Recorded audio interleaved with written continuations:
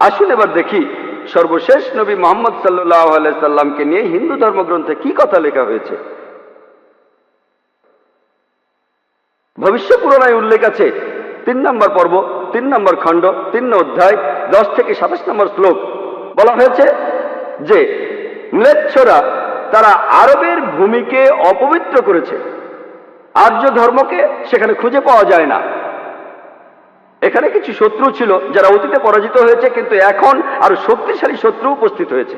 আমি একজন মানুষকে পাঠাবো যার নাম হবে মুহাম্মদ সাল্লাল্লাহু আলাইহি সাল্লাম। তিনি এই শত্রুদের ধ্বংস করবেন আর মানুষকে সুপথে পরিচালিত করবেন।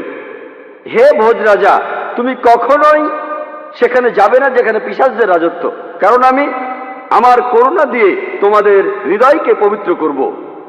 তখন দেবদূতের মতো একজন মানুষ তিনি রাজার সামনে আসলেন আর বললেন, হে রাজা, আমাকে এখানে পাঠিয়েছেন ঈশ্বর পরমা